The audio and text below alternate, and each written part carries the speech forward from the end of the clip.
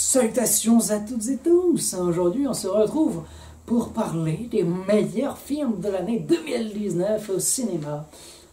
Bien que le cinéma ne soit pas toujours au cinéma, comme nous l'avons appris par exemple Marriage Story ou The Irishman, deux films Netflix qui ont été nominés pour l'Oscar du meilleur film de l'année, ce qui laisse se demander qu'est-ce que le cinéma aujourd'hui. Vaste question auquel il n'y a pas forcément de réponse, puisque un film peut très bien faire 1h20, 2h, 2h30, 4h même, pour certains grands péplums de la belle époque. Donc, quelle est vraiment la définition même d'un film? C'est assez compliqué. Et moyen de jouer là-dessus. Alors tout d'abord, je tiens à dire que donc c'est mon top à moi. Allez vous faire foutre si vous l'aimez pas. Et bon bah déjà, j'aime tout type de cinéma. Je n'ai pas de genre spécifique, si ce n'est que la science-fiction me parle généralement beaucoup plus, parce que c'est le scénario qui est généralement le plus travaillé dans la science-fiction, et c'est le scénario qui pour moi est la chose la plus importante d'un film. Qu'importe au fond sa réalisation, les moyens mis en œuvre et tout, si l'histoire est bonne, le film est excellent. On l'a bien vu par exemple avec The Man from Earth, qui a été fait à partir de rien avec des acteurs totalement inconnus, avec une réalisation plus ou moins dégueulasse, on va pas se mentir, en huis clos total, mais c'est l'un des meilleurs films de tous les temps pour son scénario. Voilà. Donc c'est probablement, enfin ça va majoritairement être le scénario qui va être mis en avant là tout de suite. Et je tiens au passage à dire que si vous vous étonnez que certains de vos films préférés de l'année ne se retrouvent pas dans ce top, et bien tout d'abord je tiens à dire que je n'ai pas vu Rocketman, La Mule, Us et The Irishman. Parce que j'ai pas eu le temps de tout rattraper et que ça m'étonnerait quand même que ce soit les films les plus passionnants à mes yeux. Alors, ça m'étonnerait que ce soit des mauvais films. Même probablement que La Mule est un très bon film et qu'il aurait peut-être pu avoir une place là, mais j'ai pas eu le temps de le voir. Parce qu'il faut bien le sortir à un moment donné, ce top. Je peux pas rattraper l'intégralité des films sortis de l'année et sortir mon truc en mars parce que ça n'aurait plus aucun sens, à force. Il faut quand même que je le sorte en janvier. Donc je me suis mis la barrière du 31 janvier. Voilà, on y est. Donc voilà. Et si jamais donc ce n'est pas un de ces films qui est l'un de vos films préférés de l'année, je vous invite à voir mon site internet, voir si j'en ai bien fait la critique ou si je suis passé totalement à côté. Puis je vous invite quand même à voir un peu dans le flop de l'année, hein, qui est peut-être... Ah oui. Alors, déjà je m'excuse pour les numéros 10, 9, 8 et 7, que je ne voulais pas mettre dans ce top, parce que c'est pas les films qui m'ont le plus transcendé. Mais il se trouve qu'on n'a pas eu tant que ça qui m'ont transcendé cette année. Ce n'est pas forcément une grande cuvée, si ce n'est à partir vraiment de 5 à 1, vraiment là c'est du très très haut niveau. Surtout top 3, hein, forcément top 3, puis 1 et 2, oui, vous n'êtes pas prêts. Mais voilà. Allez, on va pas faire 12 vidéos de 50 minutes. Hein. On va essayer de faire 2 vidéos d'un quart d'heure, ce sera pas si mal. Alors, numéro 10, je m'excuse déjà, parce que je ne l'assume pas du tout. Alita Battle Angel. Voilà.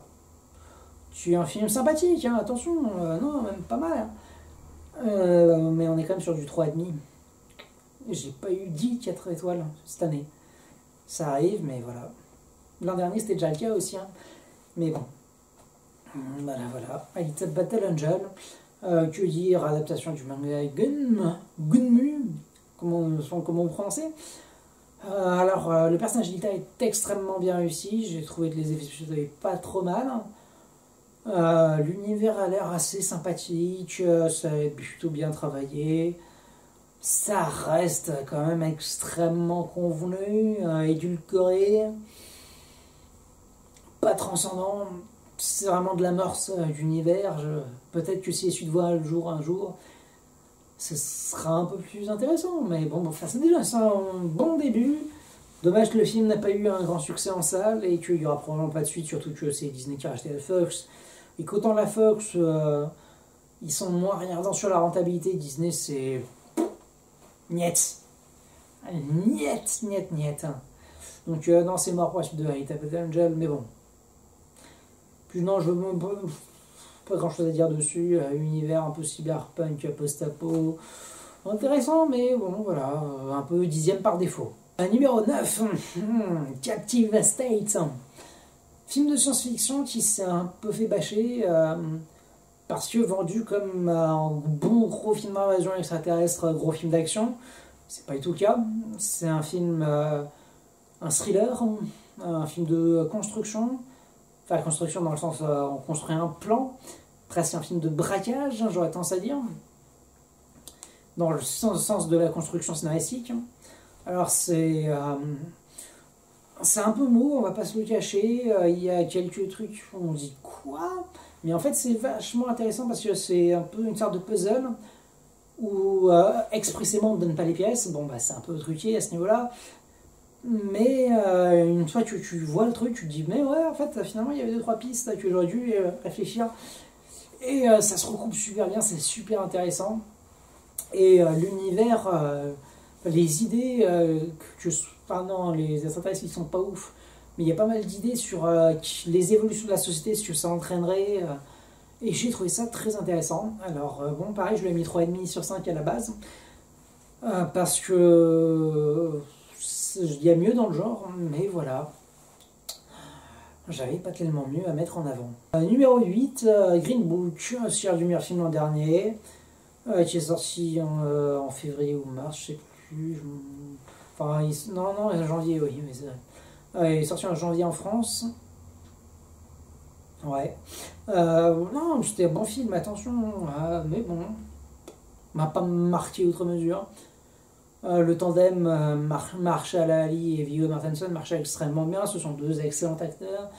Mise en scène était réussie. Le film était à la fois drôle et politique. Ça dénonçait des bonnes choses, voilà. Non. Peut-être un peu trop consensuel, trop dans l'air du temps.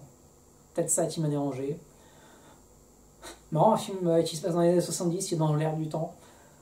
Ah là là. Enfin bon. Je vais m'étendre dessus outre mesure, Green Book, surtout que j'ai fait une vidéo dessus. Là, je vais essayer de me bouger le cul aussi pour quand il y aura les Césars et les Oscars. Je crois que ça va être là, donc tout va se bousculer entre ça et mon top de décennie derrière. Sachant que j'ai plein de trucs, voilà, vous vous êtes rendu compte. Mais alors attention, hein, parce que sur mon site internet, c'est probablement le meilleur mois depuis au moins 2 ans, et probablement les 2 meilleures semaines de l'histoire de la chaîne. Enfin, de la chaîne, de mon site internet, en termes de nombre de critiques de cinéma que j'ai balancé. Non, je me suis pas foutu de votre gueule au niveau contenu. C'est juste que, bon, du coup, tout ce qui est vidéo, je l'ai un peu mis de côté pour le faire plus tard. Pour me concentrer donc sur le top et flop de l'année. Numéro 7, Avengers Endgame. La fin d'un cycle qui était globalement réussi.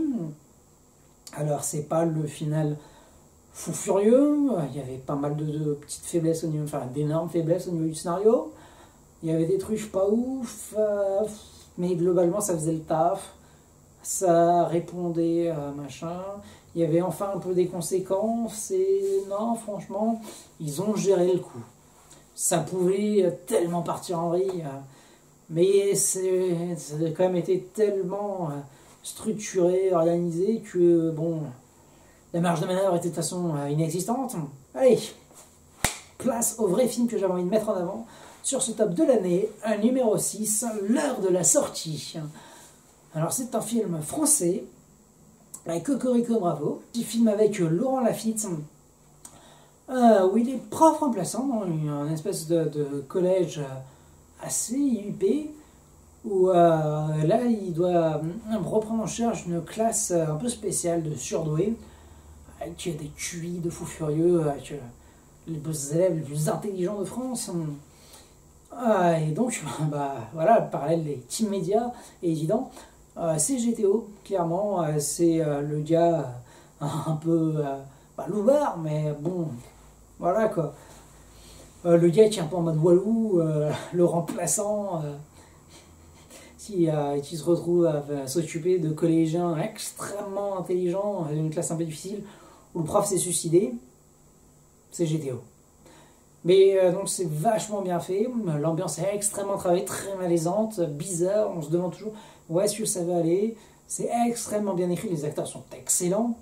Il y a aussi celui de 10% qu'on a vu dans le film avec le chanteur aussi, je ne me rappelle plus comment il s'appelait.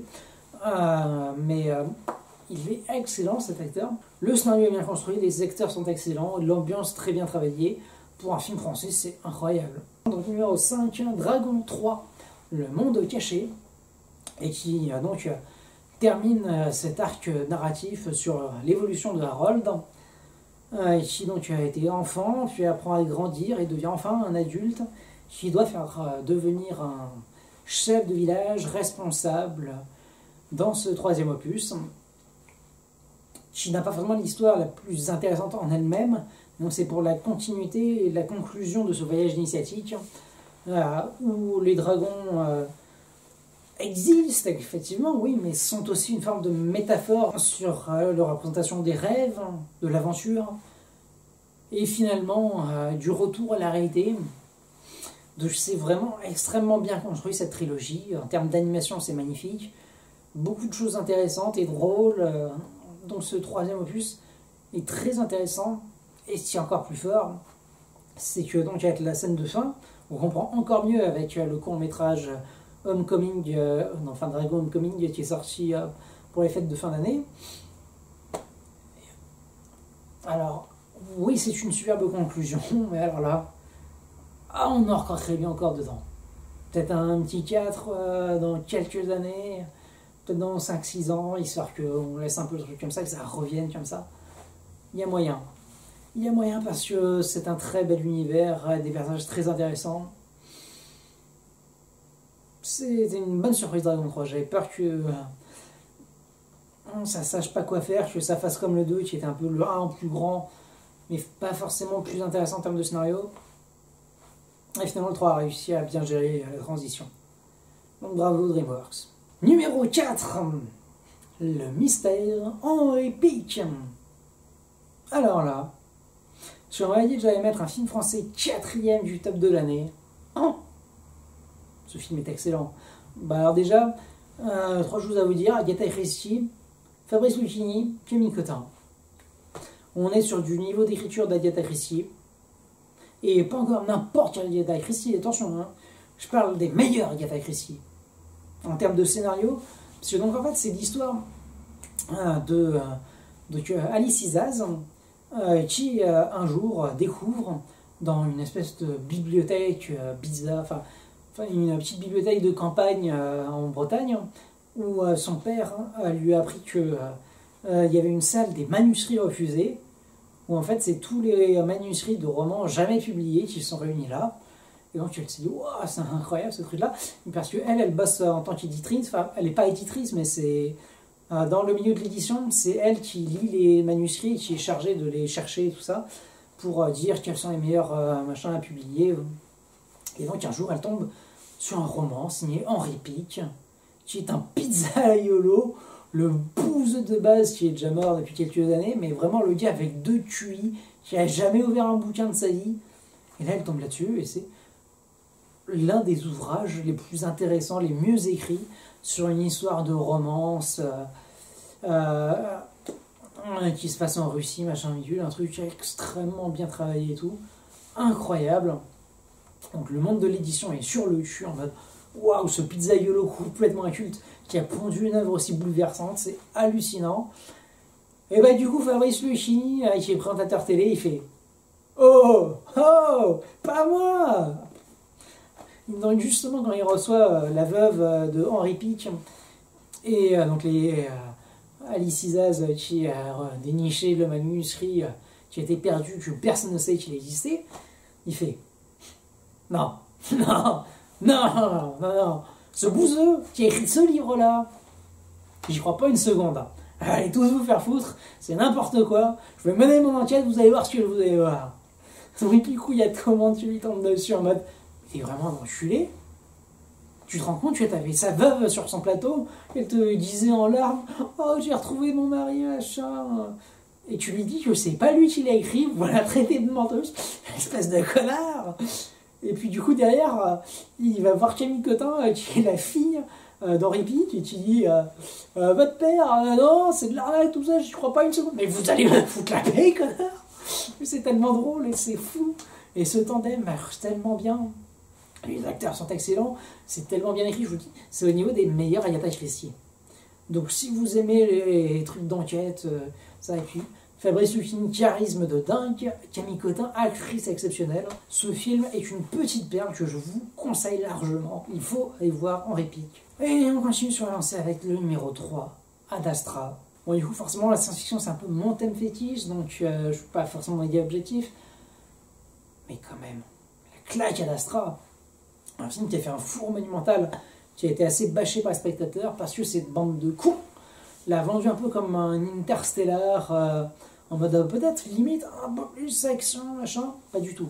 C'est du Interstellar en plus réaliste et non seulement plus réaliste mais aussi plus proche en termes de temps. Et aussi beaucoup plus contemplatif. C'est ça qui a posé le souci à beaucoup de gens. C'est que c'est vraiment extrêmement posé. Et en fait, c'est exactement dans l'état d'esprit du personnage, qui est quasiment robotique, celui interprété par Brad Pitt, Roy McBride. Parce que c'est qu'il y a un astronaute qui doit garder son calme en toutes circonstances. C'est ce qui fait sa renommée, c'est ce qui fait que c'est l'un des meilleurs. Et c'est son self-control qui donne un peu ce ton au film, parce qu'il essaye toujours d'être raisonné, toujours dans des situations critiques. Il analyse, il reste calme, il agit comme il faut. C'est un peu perturbant, mais c'est bluffant. Et puis surtout, c'est contemplatif. Ok, mais c'est tellement chargé. Oh, il se passe plus de choses que dans Interstellar. Puis bon, on va pas parler de 2001 l'Odyssée de l'espace, parce que ce Ad Astra, ces 2001 l'Odyssée de l'espace sont tellement plus aboutis, et avec enfin sans les côtés un peu mystiques et trucs comme ça, beaucoup plus terre à terre, beaucoup plus logique. C'est vraiment, si demain on vous balance dans une fusée et on vous fait un voyage comme ça, vous aurez vraiment l'impression de vivre ça, mais un peu en mode dans le futur, genre peut-être 2200 je dirais, au niveau des évolutions. C'est fou, c'est juste fou. On a l'impression d'être à peut-être quelques semaines du premier contact de Mass Effect. C'est fou furieux. Et d'ailleurs c'est marrant, on parle de Mass Effect, parce que justement dans une navette, l'intelligence artificielle, ou la voix qu'on entend tout du moins, et la voix de l'intelligence artificielle du vaisseau Normandie. C'est fou. C'est génial. Ça, c'est le genre de clin d'œil qui fait plaisir. Des petits clins d'œil aux amateurs de science-fiction. Là, ils savent où appuyer. Ça, c'est bien ça. Et en tout cas, c'est extrêmement intéressant. C'est super bien fait. Il y a plein de trucs qui se passent tout le temps. C'est vraiment une immersion de dingue. Donc ceux qui ont adoré ce côté vraiment très réaliste sur ce qui est vraiment l'espace dans Interstellar, mais vous allez tellement surkiffer Ad Astra. Ça a été un voyage incroyable, une très très grande aventure. Numéro 2, Downton Abbey. Bon, c'est pas très surprenant dans la mesure où c'est à peu près ma série préférée de tous les temps, mais tout de même il y avait une certaine baisse d'intérêt sur les dernières saisons. Donc c'était pas forcément évident qu'un film, sachant qu'il y a quand même une bonne conclusion des 3/4 de l'histoire sur Downton Abbey, donc la dernière épisode de la saison 6 marchait très bien pour conclure les histoires. On a été peut-être un peu dubitatif sur le film, mais alors finalement, c'est vraiment un concentré de tout ce que la série a de mieux proposé, et on se rend compte qu'il y avait pas mal d'histoires qui étaient finalement laissées en suspens, et ça permet justement d'aller plus loin, et de conclure certains arcs comme ils auraient dû l'être, ou certains qui n'étaient pas conclus comme on aurait espéré, qui du coup peuvent avoir une meilleure fin. Il y a plein de choses super intéressantes à apporter, puis même l'histoire en elle-même se suffit. C'est pas forcément l'histoire la plus intéressante qu'on a eue, mais c'est une très bonne histoire qui justifie le film. Mais alors surtout, en termes d'écriture, de perles de dialogue, on arrive sur les meilleurs moments de la série. C'est magnifique, tous les acteurs sont en forme olympique. Barrow, C'est fou. Il a atteint un tel niveau. C'est peut-être mon personnage préféré de la série.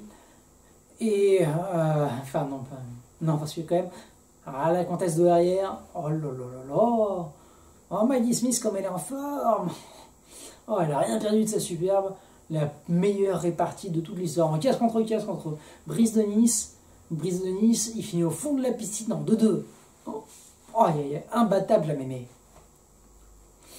oh là là, et que c'était aussi mon professeur préféré dans Harry Potter, donc McGonagall, c'est normal. Maddie Smith, l'une des meilleures actrices de tous les temps. Espérons qu'elles sont encore là pour un nouveau film, parce qu'ils ont lancé une suite, du coup, enfin, un autre film de Downton Abbey, puisque ça a été le plus gros succès du studio. Et c'est bien normal. C'est bien normal. Bref, si vous avez adoré la série Downton Abbey, que vous aimez un peu les films d'époque, on soit simplement les arts oratoires de la diction, c'est une perle réjouissante, c'est tellement bien écrit, les personnages sont tellement bien travaillés, ça fait extrêmement plaisir. C'est vraiment la série à son paroxysme. Un petit bijou ce Downton Abbey, le film. Ça fait tellement du bien. Mais bon. Hein, mais numéro 2. Qu'est-ce qu'on a eu de mieux cette année? Qu'est-ce qu'on a eu de mieux? Aïe aïe aïe. Oh là là, je vais avoir du mal à l'assumer. Mais il le faut. Parce que si j'ai vraiment eu une claque cette année, une seule et unique. Enfin non, j'en ai eu plusieurs. Ad Astra, Henri Pic, Downton Abbey. Donc même lors de la sortie de Dragon 3, c'est vraiment des films que je reverrai avec plaisir dans les prochaines années. Mais alors vraiment, si je devais retenir une chose de cette année, oui, je retrousse mes manches. Si vous n'êtes pas prêts, vous n'êtes pas prêts. When a number bound cries along with Gerald the Freer, along came this song. From when the white wolf walked, a silver-tongued devil, his army of hells, and his hoof did they roll.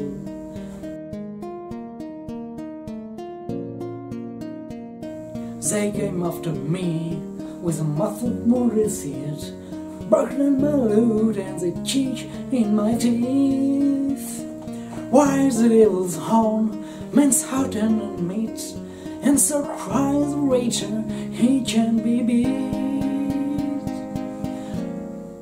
Toss a coin to your witcher, holy of plenty, holy of plenty, oh.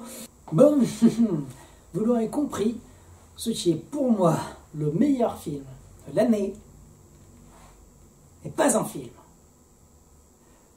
Ouh, Bruce Rouge, en plus Witcher c'est de la merde, boum, mais n'importe quoi.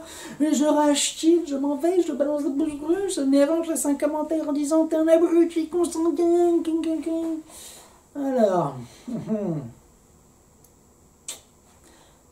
Commençons directement avec justement les consanguins.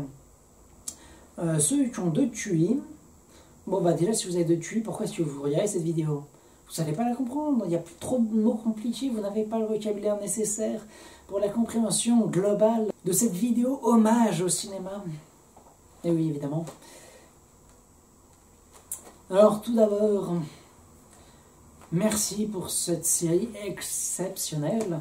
Et bien tout d'abord, ce qui a fait détester la série à le plus de gens, c'est ce qui me l'a fait aimer à ce point, cette qualité de narration.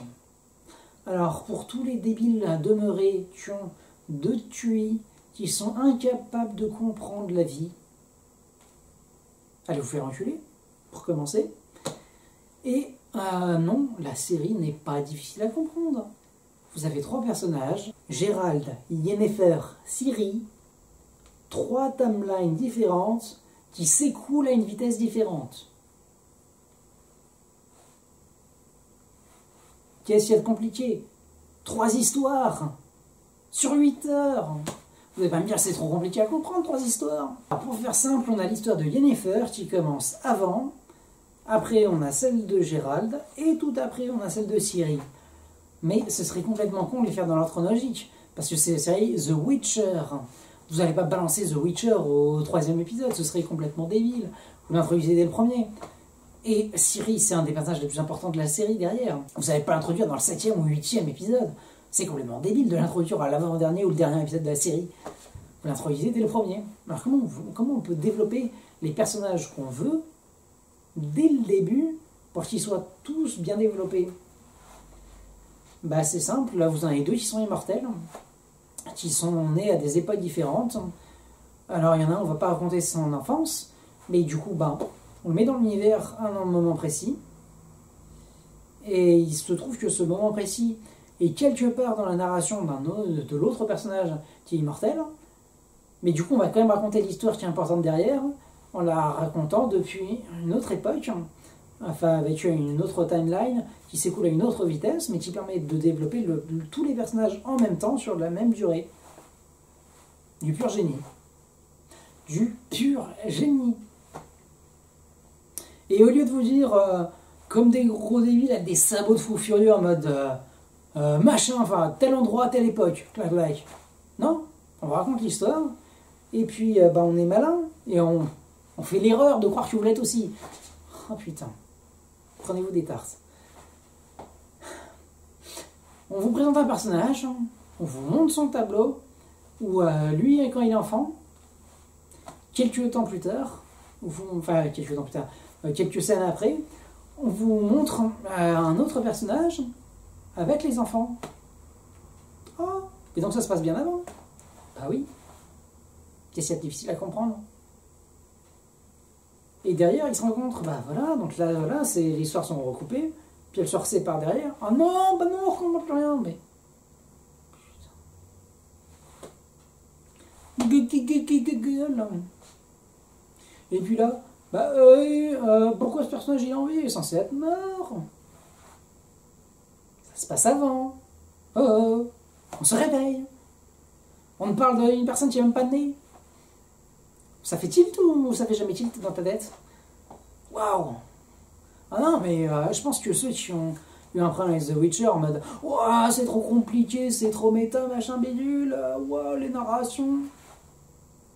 Je pense que vous devrez arrêter. Ne plus jamais de regarder de séries, ne plus jamais de regarder de films, de ne jamais jouer à des jeux vidéo. Oh la vache!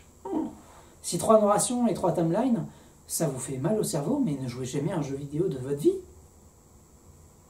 Ah non, mais un RPG, mais vous allez être... Waouh!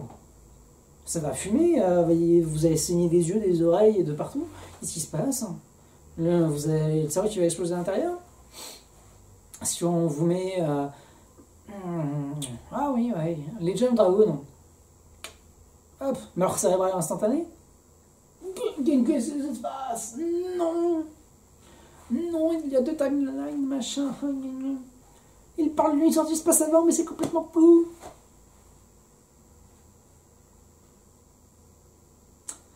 Vous me fatiguez, les gens.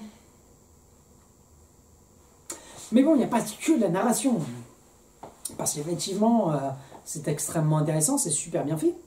Mais il n'y a pas que la narration. Parce que c'est bien beau l'emballage. C'est comme de vous dire que les effets spéciaux sont effectivement pas mal, même si c'est pas fou furieux, ils n'avaient pas le budget de fou. Que certains costumes font un peu de cheapos, même si globalement les costumes sont vraiment pas mal, et les effets spéciaux ont quand même de la gueule, hein, globalement. Et surtout que, merci 1000 fois, pas d'effets spéciaux complètement gratuits. C'est pas genre, oh il y a besoin de machin, on va faire une créature numérique dégueulasse, non. On te ressort du truc à la Guillermo del Toro, avec des monstres avec leurs prothèses et tout, on passe 10 heures en maquillage, et on le fait. Ça, c'est beau. Ça, c'est de la conscience professionnelle, hein, du truc bien fait. Là, je dis oui. Très peu d'effets spéciaux, beaucoup d'effets de prothèses, machin. Ça, c'est bien. Là, c'est sur du vrai, on est sur du concret. Et c'est un peu comme Game of Thrones à ce niveau-là. Enfin, si ce n'est qu'il n'y a pas ce côté Game of Thrones où... il y a cette frustration de cet univers magique qui n'est que évoqué d'un temps passé et que au temps présent, il n'y a quasiment rien. Enfin, on y a un peu les dragons qu'on voit de temps en temps, mais là, c'est vraiment un univers magique avec des créatures magiques, des êtres différents, où là, vraiment, on sent qu'on est vraiment dans un univers d'heroic fantasy, et là, ça fait plaisir. Là, c'est bien. Et puis, non, mais sinon, waouh, les acteurs. Henry Cavill, s'il n'a pas un Emmy Award pour ce rôle, je pense que les Emmy Awards seront discrédités à vie. Ça n'aurait aucun sens. C'est de très très loin le meilleur acteur qu'on ait vu dans une série. Henry Cavill, The Witcher.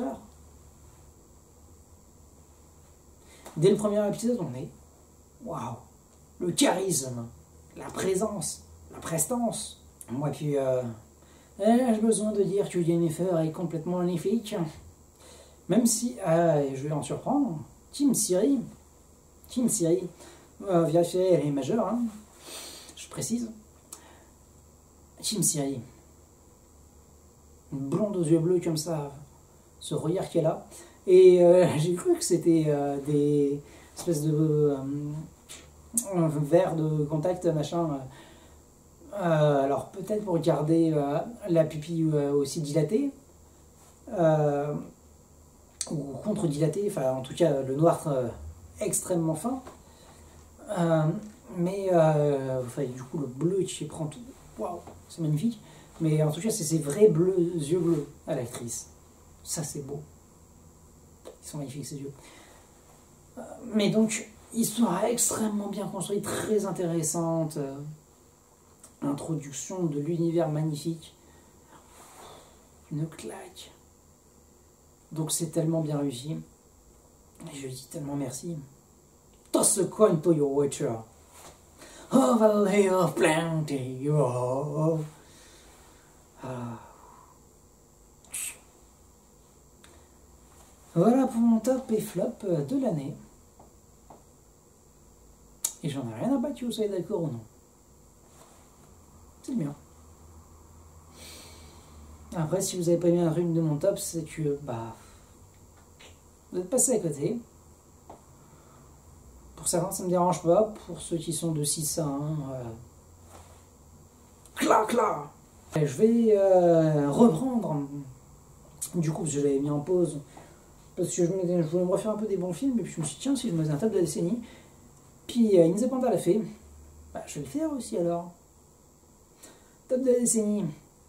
Du coup, c'est moins grave si je suis un peu à la bourre, je vais le sortir en février. Je ne vais pas avancer de date, il faut que j'arrête d'avancer des dates, je tiens plus mes délais. Je tiens jamais mes délais. Et je m'excuse si ces vidéos sont beaucoup trop longues, mais j'avais pas mal de choses à dire, bizarrement. Malgré le fait que de 10 à 7, j'étais pas très content de les mettre dedans. Je me suis remis à plusieurs fois et je me suis dit merde. Bah zut. Ah voilà, c'est pas grave. Pour la cuvée globale, c'était pas vraiment une très très bonne année 2019, mais pour le haut de la cuvée, là il y avait du très très haut niveau.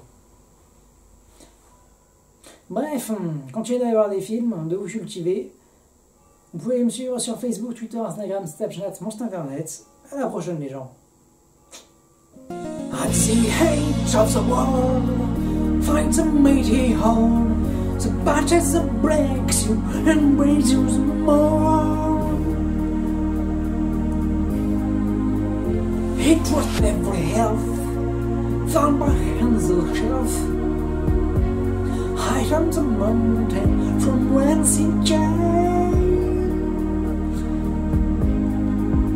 He worked hard your best, got it he just. Toss a coin to your wager, overlay of plenty, overlay of plenty. Whoa.